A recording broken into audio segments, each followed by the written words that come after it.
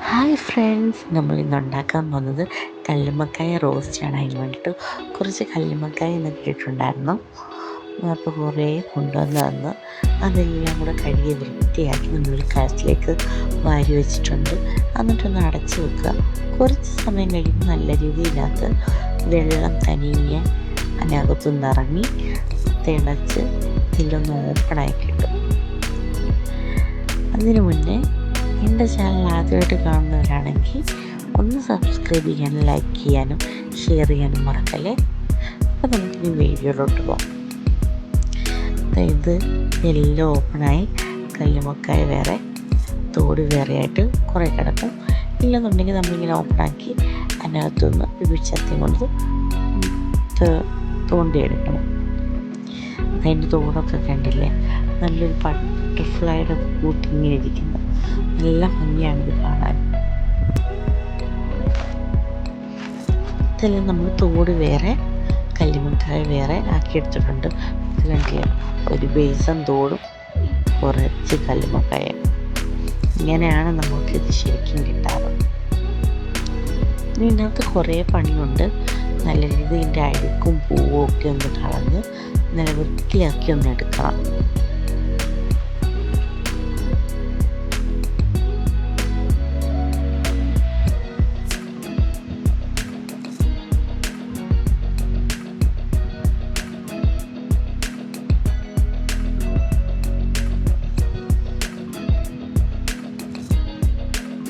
ഇത് നല്ല ടേസ്റ്റി ആയിട്ടും നല്ല ഹെൽത്തി ആയിട്ടുള്ളൊരു സാധനമാണ്. നല്ല കാൽസ്യമാണ് ഇതിനുള്ളത്. ഞാനും ഉമ്മായും കൂടി അത് അഴുക്ക് വേറെ നല്ല കക്ക നല്ല രീതിയിൽ വൃത്തിയാക്കി.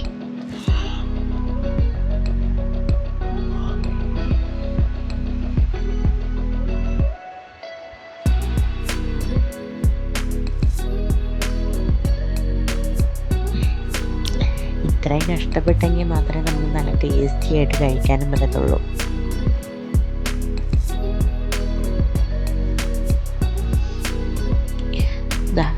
വൃത്തിയാക്കിയ കക്കയെല്ലാം കൂടി നല്ല രീതിയിലൊന്ന് കഴുകി വൃത്തിയാക്കി എടുക്കുന്നുണ്ട്.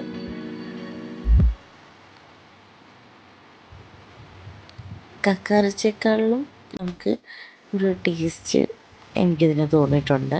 ഇത് തേങ്ങ ഒക്കെ ഇട്ട് ചതച്ച് തോരൻ വെക്കാനും റോസ്റ്റ് ചെയ്യാനും ഒക്കെ അടിപൊളിയാണ്.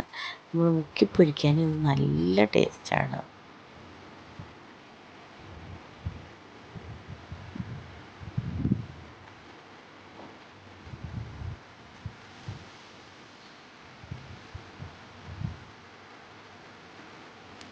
കഴുകി വൃത്തിയാക്കിയ കല്ലുമ്മക്കായ കുക്കറിലേക്ക് ഇട്ടിട്ട് ഉപ്പും മഞ്ഞൾപ്പൊടി ഇട്ട് നല്ലോണം ഒന്ന് വേവി അടച്ച് വെച്ച് 2-3 വിസിൽ വരുന്നത് വരെ ഒന്ന് വേവിച്ചെടുക്കാം.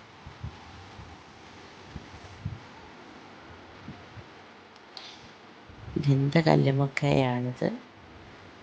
നല്ല വെന്ത് ഇരിപ്പുണ്ട്. ഇനി നമുക്ക് റോസ്റ്റ് ചെയ്യാം. ഇതിനായിട്ട് നമ്മൾ ആവശ്യത്തിന് കൊച്ചുള്ളി, സവാള, ഇഞ്ചി, വെളുത്തുള്ളി, പച്ചമുളക്, കറിവേപ്പില, തക്കാളി.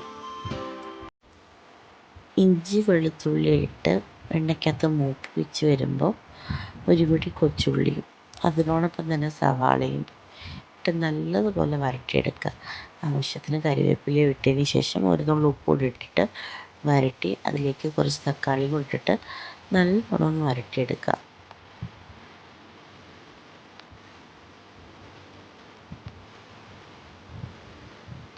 ഇതിലേക്ക് ആവശ്യത്തിനുള്ള കുരുമുളക് ചേർക്കണം. ഇവിടെ കുരുമുളകാണ് ഇതിനകത്ത് മുന്നിൽ നിൽക്കുന്നത്. നല്ലൊരു ഫ്ലേവറാണ്. ഇനി അതിലേക്ക് നമുക്ക് ആവശ്യത്തിനുള്ള മഞ്ഞൾപ്പൊടിയും കൂടി ഇട്ടിട്ട് നല്ലോണം വരട്ടിയെടുക്കാം. ഇനി ഇതിലേക്ക് കുറച്ച് മുളക് പൊടി, മല്ലിപ്പൊടി, പിന്നെ ഗരം മസാലപ്പൊടി, ഇത് 3ഉം കൂടി ഇട്ടിട്ട് പച്ചമണമൊക്കെ ഒന്ന് മാറി എണ്ണ തെളിഞ്ഞ് വരുന്നിടം വരെ ഒന്ന് വഴറ്റി കൊടുക്കാം.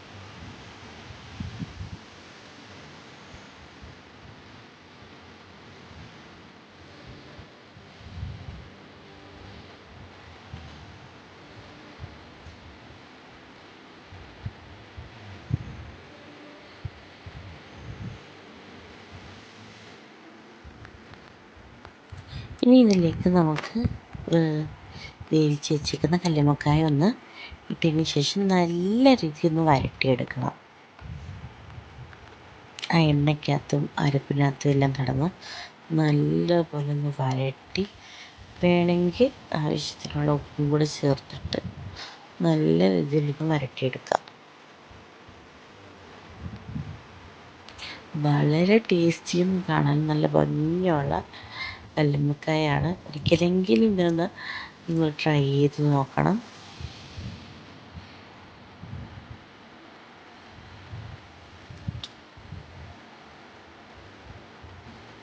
ഇഷ്ടപ്പെട്ടാൽ ലൈക്കും ഷെയറും നിങ്ങളുടെ അഭിപ്രായം കമൻ്റായിട്ടും രേഖപ്പെടുത്തണം.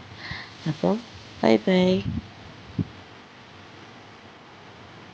നല്ല ചൂട് കക്കയുടെ കൂടാണ് ഞാൻ കഴിച്ചത്. മുളക് ചമ്മന്തിയും മീൻ കറിയും പിന്നെ നമ്മുടെ കല്ലുമ്മക്കായ, പിന്നെ കുറച്ച് ചൂട വറ്റിച്ചത്. നല്ല ടേസ്റ്റായിരുന്നു.